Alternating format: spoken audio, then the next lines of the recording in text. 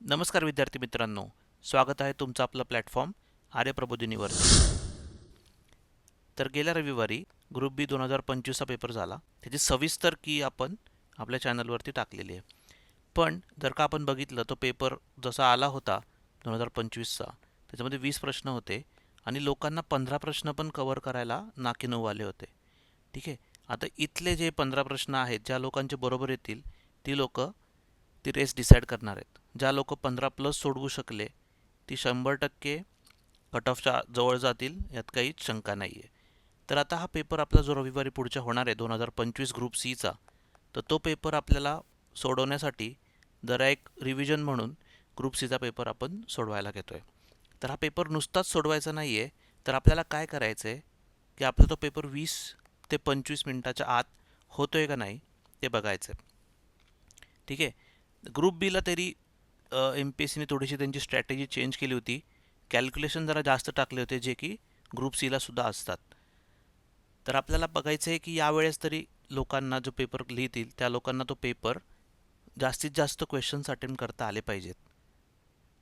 आणि ते question attempt करायची एक ट्रिक असते. ती ट्रिक म्हणजे तुम्हाला क्वेश्चन चूज करता आले पाहिजेत.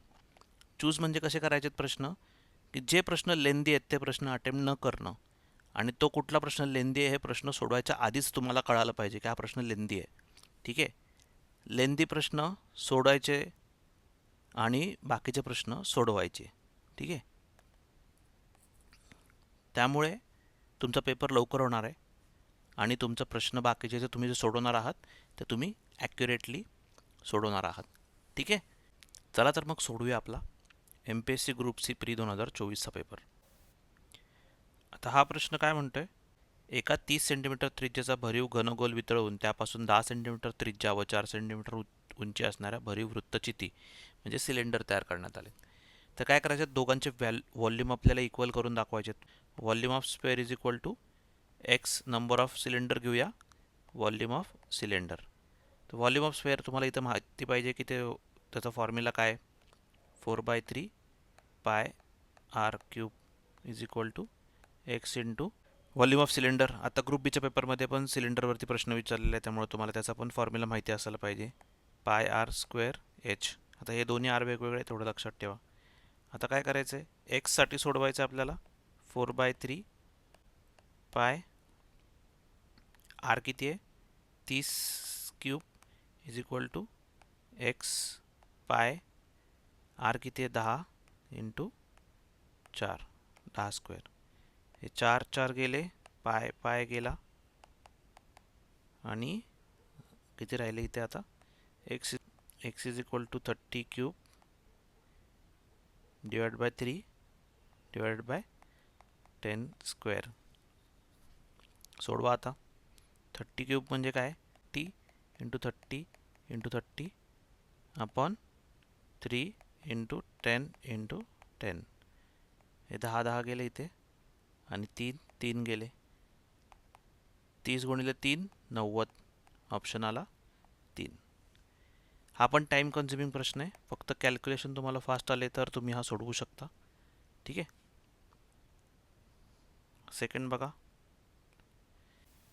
आता ह्या प्रश्नामध्ये काय, एक रेल्वे गाडी 480 किलोमीटर अंतर एक समान वेगाने धावते आणि जर 8 किलोमीटर वेगाने कमी केल्यास स्पीड त्याला 3 तास जास्त वेळ लागतो. म्हणजे आपल्याला काय दिलं आहे, speed is equal to distance upon time.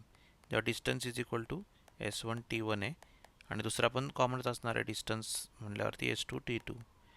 ज्यावेळेस काय होतं मग S1 T1 हे दिले 480, पुढे काय ते स्पीड कमी केला आहे त्याचा 8 किलोमीटरनी S1 मायनस 8 आणि दुसरा काय केला आहे T2 T1 प्लस 3.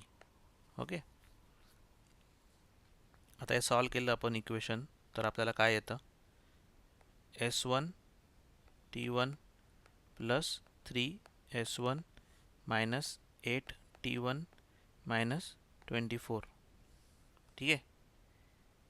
तर S1 T1 आपल्याला माहिती आहे 480 आहे, पण असं सॉल्व करत बसलो आपल्याला भरपूर वेळ लागणार आहे कारण की सिंगल इक्वेशन आहे. तर आपण काय करायचं, इथे आपल्याला इथे सबस्टिट्यूशन मेथड ट्राय करून बघायची आहे. पहिल्यांदा टाकून बघा स्पीड इज इक्वल टू 40, त्यावेळेस काय होणार आहे, डिस्टन्स 480 अपॉन टाईम. तर टाईम किती येणार आहे? 4ने जेव्हा डिवाईड करता तर 12 तास येतील. ओके. तर त्यामध्ये करून बघा. जर का आपण 40मधून स्पीड कमी केला आपण 8च्या स्पीडनी, तर सेकंड स्पीड काय येणार आहे? 32. त्यावेळेस 480 अपॉन टाईम किती राहणार आहे? टी इज इक्वल टू 32ने जेव्हा डिवाईड करता 480ला तर किती येतं? 4 8 32 आणि 8 सकम 48 60. 4 15 येते बरोबर. 12 आणि 15 3 तासाचं अंतर आहे, त्यामुळे आपला option number 1. Usually substitution method ही सगळ्यात फास्ट राहते. आपल्याला साधारण किती वेळ लागला? आपल्याला 30 ते 40 सेकंद. त्याच्यापेक्षा जास्त वेळ इथे लागत नाही जर का सबस्टिट्यूशन मेथड वापरली तर. नेक्स्ट बघा काय म्हणतो क्वेश्चन. एकदम सोपा प्रश्न इथे पण. परिमिती किती ते विचारले. फक्त तुम्हाला जी डायग्राम दिली आहे ती डायग्राम एकदम व्यवस्थित निरखून बघायची आहे. त्यांनी कुठल्या कुठल्या डायमेन्शन दिलेले नाही आहेत. हे डायमेन्शन दिलेलं नाही आहे, हे वालं, हे नाही दिलेलं, हे नाही दिलेलं, हे नाही दिलेलं. सो आपल्याला ते कसं करायचं आहे? आता समजून घ्या. इथं जर ज्यावेळेस हे टोटल 9 सेंटीमीटर आहे, तर हे पण टोटल 9 सेंटीमीटरच असणार आहे. त्यामुळे ह्या तिघांची ॲडिशन 1 2 3 ही 9च असणार आहे. त्यामुळे तुम्हाला त्याचं टेन्शन घ्यायचं नाही आहे. तुम्ही आता परिमिती कशी काढणार आहे? 9 अधिक हे 5 सेंटीमीटर, हे टोटल याची सर्वांची, या सर्वांची 1 2 3ची टोटल 9 आधीच लिहून टाकूया. मग 2 आलं, मग 7 आलं, आणि फक्त आता खालची शेवटची आपल्याला करायची. त्यावेळेस काय करणार आहे आपण? इथे 2 दिले त्यांनी, सो इथे काय असणार आहे? 3 असणार आहे. 5 - 2. ठीक आहे. इथे 3 आहे, त्यावेळेस इथे 7 आहे, तर टोटल किती येणार आहे? 10. आता सर्वांची टोटल तुम्हाला सर्व बाजू कळाल्या, तर याची परिमिती काढा. 9 2 18 20 20 30 आणि 12 42. Option number 1. कॅल्क्युलेशन करताना चुकायचं नाही आहे, व्यवस्थित बघून गोष्टी सॉल्व करायच्यात. हा बघा. एका वाऱ्यामुळे 21 मीटर उंच वृक्ष त्याच्या बुंध्यापासून 1 मीटर अंतरावरून अशा प्रकारे तुटतो की त्याचे टोक जमिनीपासून झाडापासून 7.5 मीटर अंतरावर टेकल्यामुळे जमिनीसोबत विशिष्ट कोन बनवतो. तर त्या झाडाची एक उंची काढा. तो बुंद्यापासून x अंतरावरती अशा प्रकारे तुटतो की, जरा जास्त मोठं झालं, अशा प्रकारे तुटतो की त्याचे टोक जमिनीपासून झाडापासून 7.5 मीटर अंतरावरती टेकल्यामुळे एक विशिष्ट कोन बनवते ते. तर 7√3 मीटर अंतरावर टेकले जमिनीपासून. झाडाची टोटल एक्स पासून इथं पडले आणि टोटल उंची त्याची काय आहे? 21 मीटर. तर माहिती आहे. तर ही बाजू काय येणार आहे? 21 - x. आता इथं आपल्याला पायथागोरस थेरम वापरायचा आहे. काय Pythagoras theorem? 21 - x bracket square म्हणजे कर्णचा वर्ग हे बाजूच्या वर्गांची बेरीज असते. 7√3 ब्रॅकेट स्क्वेअर. आता याचं काय, तुम्हाला a - b ब्रॅकेट स्क्वेअरचं फॉर्म्युला माहिती पाहिजे. इथे तुम्हाला 21चा वर्ग माहिती पाहिजे. 21चा वर्ग काय? 441 वजा 42x plus x square is equal to x square plus, आता 7√3चा स्क्वेअर कसा करणार? 7 7 49 गुणिले 3, 49 गुणिले 3. ठीक आहे. एक्स स्क्वेअर गेले. आता राहते का इथे इक्वेशन एक 42, त्या साईडला जाऊया आणि 49 इकडे घेऊया. 441 मायनस 49 इंटू 3, 3 9 27, 2 3 चौक 12 2 14, 147 इज इक्वल टू 42x. आता हे सॉल्व केलं तर किती येते? 294 divide by 42 is equal to x. So x is equal to 7. Option number 3. परत कॅल्क्युलेशन फास्ट पाहिजेत. तुम्हाला बेसिक फॉर्म्युला माहिती पाहिजे. पायथागोरसचा फॉर्म्युला आणि a - b ब्रॅकेट स्क्वेअर. किती वेळात होते? 1 मिनिटाच्या आत. हा बघा. एका शिक्षकाचे उत्पन्न खर्चाचे गुणोत्तर 11:9 आहे. जर त्याचे वार्षिक 36,000 रुपयाची बचत केली, उत्पन्न आणि खर्च किती आहे? 11:9. मग त्याचा बचत किती आहे? 2x, जी की आहे 36,000 रुपये. हे त्यांनी वर्षभरात केले, तर मासिक किती याचं? 12 त्रिक 36, 3,000. जर का 2x इज 3,000 आहे, तर x किती असणार आहे? 1,500. ठीक आहे. मग त्याचं टोटल किती असणार आहे? 11 गुणिले 1,500,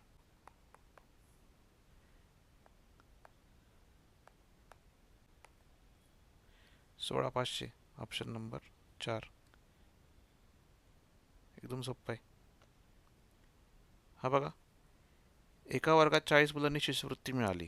ठीक आहे, मुलांनी शिष्यवृत्ती मिळवली तर 50% विद्यार्थ्यांना शिष्यवृत्ती मिळत असेल आणि वर्गात मुलींची एकूण टक्केवारी 60% असेल तर शिष्यवृत्ती मिळालेल्या मुलींची टक्केवारी काय असेल. एकदम क्लासिक प्रश्न आहे आणि ग्रुप बीला सुद्धा बरेच पर्सेंटेजवरती प्रश्न विचारलेले आहेत त्यांनी टक्केवारीवरती. तर हा पण एक प्रश्नाचा टाईप वेगळा आहे, तो बघून घ्या. असं समजा की वर्गात 100 मुलं आहेत, त्यांनी दिलं आहे की 60% मुली आहेत, म्हणजे टोटल किती आले 60. मुलं किती राहिली 40. त्यातल्या 40% मुलांनी शिष्यवृत्ती मिळवली, त्यातले 40% म्हणजे किती 4 चौक 16 मुलांनी. आणि त्यांनी काय दिले 50% मुलांना शिष्यवृत्ती मिळते, तर 100च्या 50% म्हणजे किती 50 मुलांना मिळाली. सो 50 मधले जर का 16 मुलं असतील तर मुली किती झाल्या 34. त्यातल्या 34 मुली झाल्या. पण त्या 34 मुलींची टक्केवारी किती आहे मुलींची 34/60 इंटू 100. त्यांनी कोणाचं कोणाशी प्रपोर्शन विचारलंय ते पण नक्की बघा. ठीक आहे, जर का 34 नुसतं आलं असतं तर 34% ते डायरेक्ट आन्सर आलं असतं, पण त्यांनी मुलींची तुलना विचारली आहे, शिष्यवृत्ती मिळालेल्या मुलींची टक्केवारी टोटल मुलींची विचारले. इथं बघून घ्या काय ते 60 3 5 5 चौक 20 5 त्रिक 15 170/3. मग 3 5 15 3 सक 18 3 त्रिक 3 सक परत 3 सक 18 3 सक 18 3 सक 18 7 56.67. कोणाची टक्केवारी कोणाशी विचारले ते मुद्दा सर्वात महत्त्वाचा आहे ज्यावेळेस आपण टक्केवारीचे प्रश्न सोडवत असतो. आता प्रश्न बघा, एका वर्गामध्ये विद्यार्थ्यांनी मिळवलेल्या मार्कांची सरासरी 13 आहे. टोटल सरासरी आहे त्याची 13. तर 25 मुलांनी मिळवलेल्या मार्कांची सरासरी 10 असून 25 मुलांची सरासरी 10 आहे. ठीक आहे, तर मुलींनी मिळवलेल्या मार्कांची सरासरी 18 असेल तर त्या वर्गातील मुलींची संख्या किती. मुली गर्ल्स एक्स पकडूया 18 आहे. आता जर का 25 मुलांची किती मार्क आहेत टोटल असं पकडा. इथे बॉईजचे टोटल किती आहेत 25 गुणिले 10 250. मुलींची टोटल किती आहे गर्ल्स 18 गुणिले एक्स, आणि टोटल किती असणार इथे 250 अधिक 18 गुणिले x should be equal to 13 गुणिले 25 अधिक एक्स. एवढं सम येणार आहे. हे सॉल्व करायचं आहे. कसं सॉल्व करणार तुम्ही, एक्ससाठी सॉल्व करून बघा. 250 plus 18x is equal to 25 त्रिक 75 25 एक 25 आणि 7 32.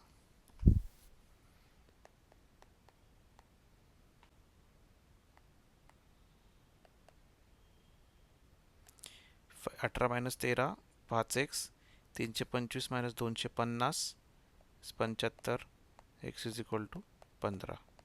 मुलींची संख्या किती आहे 15.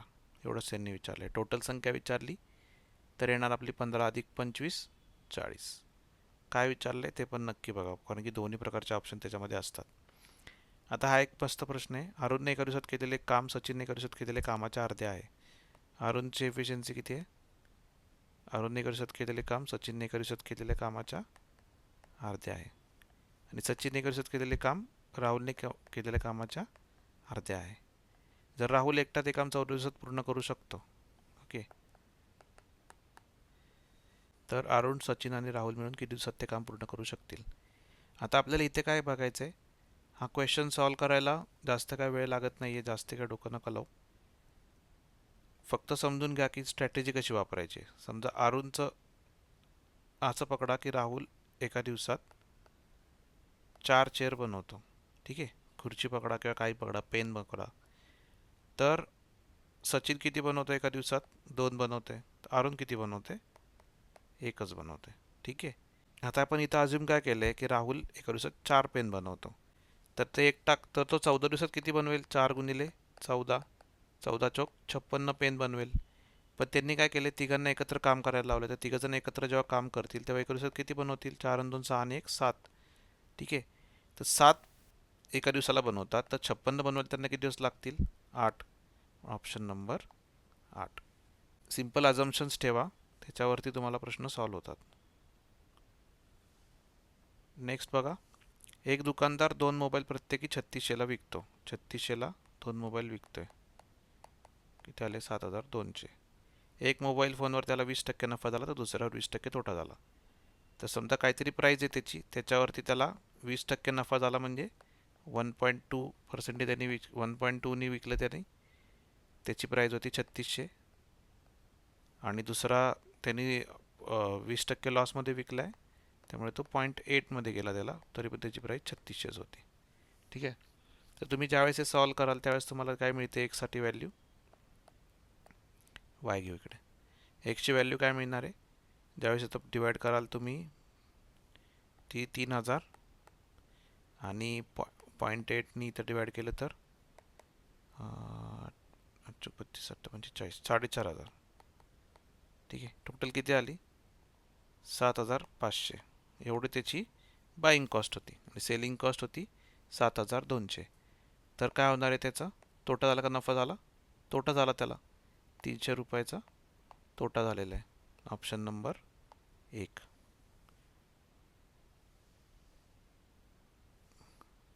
आता हा एक प्रश्न आहे. हा प्रश्न तुम्हाला इथे टाईम कन्झ्युमिंग आहे, 100% टाईम कन्झ्युमिंग प्रश्न आहे. तुम्हाला जर माहिती असेल, एका सेकंदात सॉल्व्ह होण्यासारखा आहे. फक्त तुम्हाला माहिती पाहिजे की 15 ऑगस्ट 1947ला कोणता वार होता, कारण की एक महत्त्वाची तारीख आहे आपल्या भारताच्या इतिहासातली. तर त्या दिवशी आपल्याकडे होता शुक्रवार, तर तुम्ही 14ला काय करणार आहे? गुरुवार.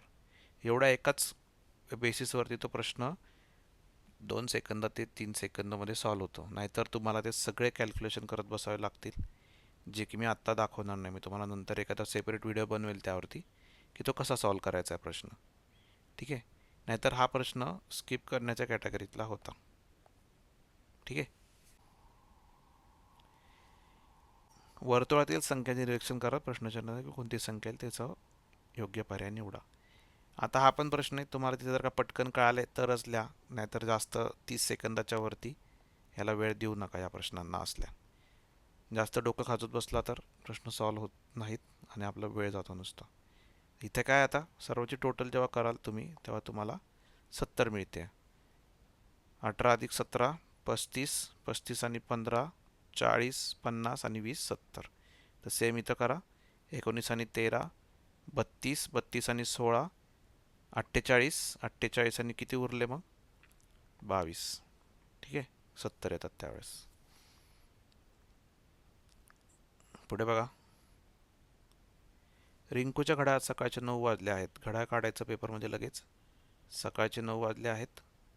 तास काटा छोटा, मिनिट काटा मोठा. जर तास काटा पश्चिमेकडे असेल, वेस्टला, तर मिनिट काटा कुठं असणार आहे? नॉर्थकडे. काहीच नाही याच्यामध्ये, वाचल्या वाचल्या पण होतं, चित्र पण काढायची गरज नाही आहे. हा बघा प्रश्न. खालील वर्तुळ लेखात एका कुटुंबाचा विविध बाबतीचा मासिक खर्च दर्शवतो. कुटुंबाचे मासिक उत्पन्न 46,800 आहे. तर कपड्यांपेक्षा अन्नधान्यावरील खर्च कितीने जास्त आहे? कपड्यांपेक्षा अन्नधान्यावरील खर्च कितीचा फरक आहे त्याच्यामध्ये? 144 मायनस 76. किती येतं हे? 68 डिग्रीज. तर 68 डिग्रीज म्हणजे काय येणार आहे? 68 डिग्रीज ऑफ 360 डिग्री इंटू 46,800. आता हे सॉल्व करा. इथे तुमचं कॅल्क्युलेशन किती फास्ट आहे त्यावरती तुमचे मार्क डिपेंडंट आहेत.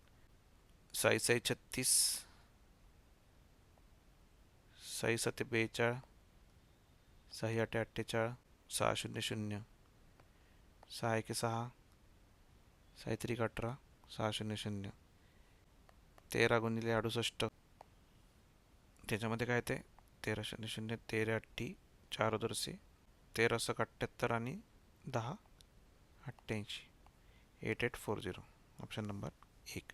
इथे त्यांनी टक्केवारी विचारली तरी पण घाबरून जाऊ नका, टक्केवारी काढायला पण सिमिलरच लॉजिक लागतं. ठीक आहे.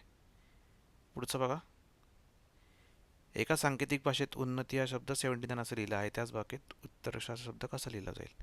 आता तुम्हाला यासाठी त्यांची प्लेस व्हॅल्यू माहिती असणं महत्त्वाचं आहे.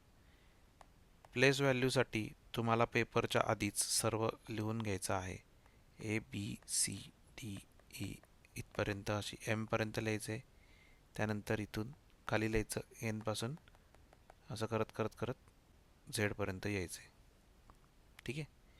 यासाठी तुम्हाला तिथं तुमची प्लेस व्हॅल्यू पण माहिती पाहिजे. 1 2 3 4 5 6. एक प्रश्न 100% तुम्हाला याच्यावरती सापडतोच. त्यामुळे ही स्टेप करायला विसरू नका. पेपर मिळाल्या तुम्ही पेपरच्या बॅक साईडला लिहू शकता आहे. ठीक आहे. आता तुम्हाला ज्यावेळेस कळेल की उन्नती म्हणजे काय, यूची प्लेस व्हॅल्यू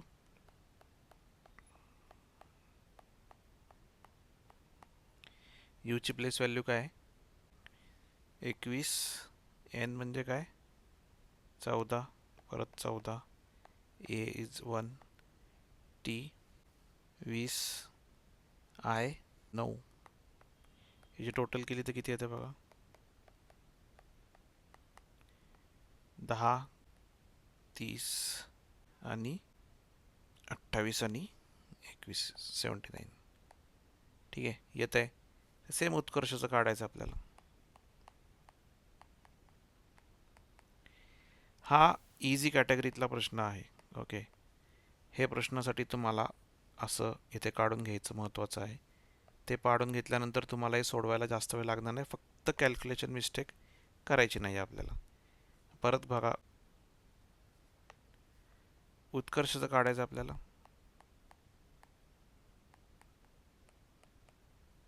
यूचं 21, टीचं 20, केचं 11, एचं 1, आरचं 18, एसचं 19, एचचं 8. टोटल करा.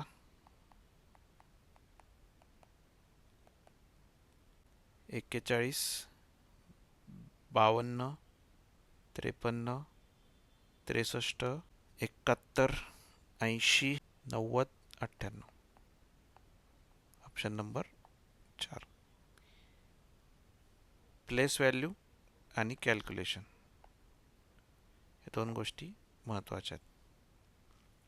पुढचं बघा. साखरेच्या किमतीत 20% कपात केल्याने खरेदी दरास 160 किमतीमध्ये 2.5 किलोपेक्षा जास्त साखर मिळू शकते. आता हा प्रश्न तुम्ही दोन पद्धतीने सोडवू शकता. एक तर डायरेक्ट कॅल्क्युलेशन करायचं की साखर तुमची ओरिजिनल प्राइस काय P1 आणि किती मिळते तुम्हाला. पहिल्यांदा एवढं मिळत होतं, तर त्याची टोटल काय येणार आहे? समजा 160 आहे, तीच तुम्ही कॉमन ठेवली, प्राइस केली त्यांची 20%नी कमी म्हणजे 0.8, तर तुम्हाला वेटमध्ये किती मिळते? वेट प्लस 2.5 असं तुमचं इक्वेशन येते. इक्वेशन सॉल्व करायला गेलो तर 160 is equal to PW into 0.8 plus P into 0.8 into 2.5 is equal to 2. तर PW काय आहे? 160 गुणिले 0.8, 128 झाले ही value, plus 2P is equal to 160. म्हणजे काय आलं? 2P is equal to 32. So P is equal to 16. जर सबस्टिट्यूशन मेथडची तुम्हाला वापर करू शकतो. इथे काय करायचं आपल्याला सबस्टिट्यूशनमध्ये? दुसरी मेथड. पहिल्यांदा ऑप्शन नंबर 8 ट्राय करायचा. जर का तो नाही झाला तर डायरेक्ट 4 ट्राय करायचा. त्यामुळे तुमचा वेळ वाचू शकतो दोन्हीमध्ये. हा वाला प्रश्न बघा. हा पण एकदम टाइम कन्झ्युमिंग प्रश्न आहे. सेम मगासारखंच आहे. तुम्हाला सगळं काढायचं आहे. ABCD सगळं टोटल झेडपर्यंत, किंवा जितके तुम्हाला इथे नंबर दिसतात तिथपर्यंत तरी तुम्ही काढायला पाहिजे. त्यावेळेस तुम्हाला त्यांची प्लेस व्हॅल्यू कळून जाईल.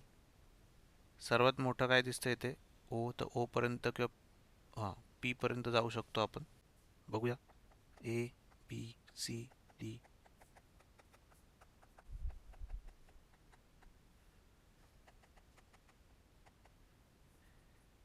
4 6 8 10 12.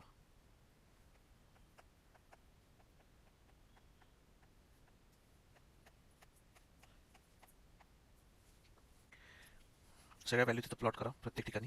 पीची व्हॅल्यू 36, ओची व्हॅल्यू 32, एनची व्हॅल्यू 30, डीची व्हॅल्यू 10, एची व्हॅल्यू आहे 4, आयची व्हॅल्यू आहे 20, ईची व्हॅल्यू आहे 12, बीची व्हॅल्यू आहे 6, सीची व्हॅल्यू आहे 8, एमची व्हॅल्यू आहे 28, एच 18, एल 26. ज्यावेळेस आपण हे सॉल्व करायचा प्रयत्न करू त्यावेळेस आपल्याला कळतं की याची आडवी आणि उभी बेरीज सेम आहे. ठीक आहे, दोन्ही बेरीज आपल्याला 76 येते. तर हा पण प्रश्न एकदम टाईम कन्झ्युमिंग आहे. प्रश्न जेव्हा सॉल्व करायला घेऊ त्यावेळेस तुम्हाला एक नॅरो डाऊन होतात ऑप्शन, पण यामध्ये खूप वेळ जातो.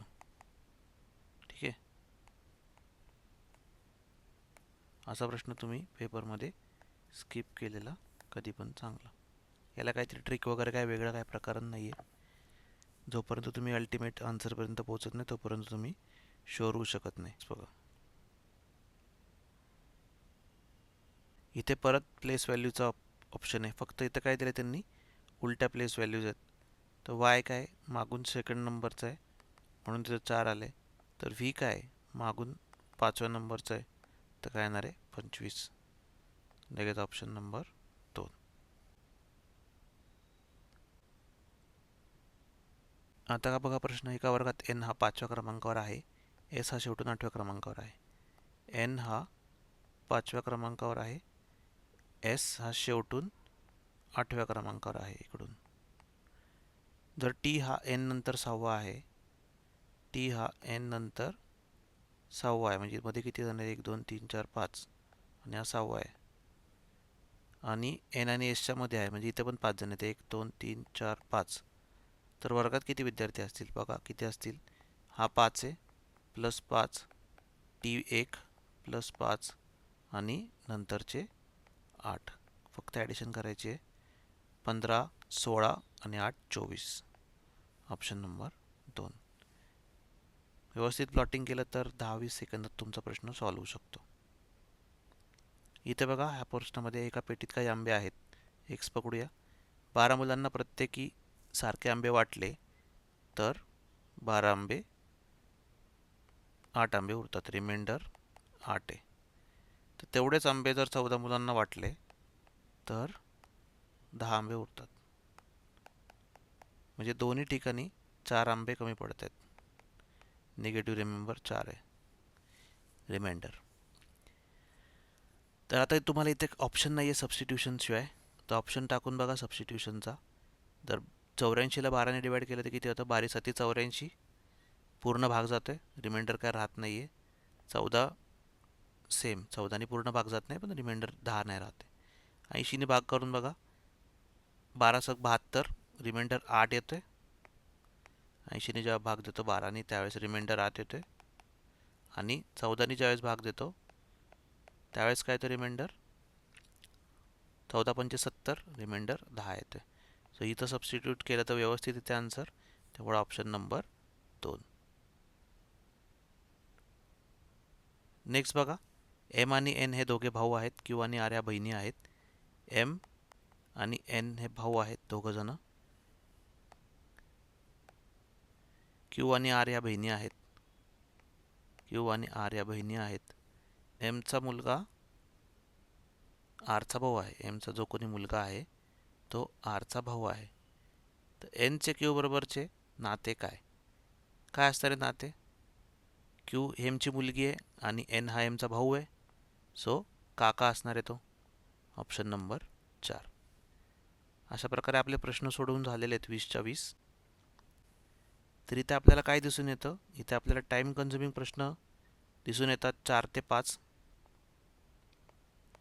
ते प्रश्न आपल्याला आयडेंटिफाय करायचे सोडवायच्या आधीच, ते थोडे साईडला ठेवायचे आणि बाकीचे जे प्रश्न जे पटापट सोडवून होतात 20 ते 40 सेकंदामध्ये ते प्रश्न पहिले घ्यायचे.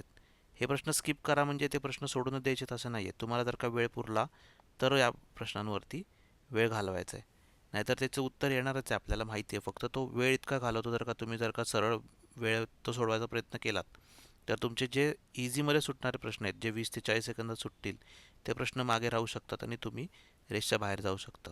त्यामुळे असे प्रश्न सोडवणं शक्यतो टाळा आणि किंवा सर्वात शेवटी ते प्रश्न ठेवा, तरच तुमचे प्रश्न तुमचा अटेम्प्ट 15 ते 18मध्ये असू शकतो.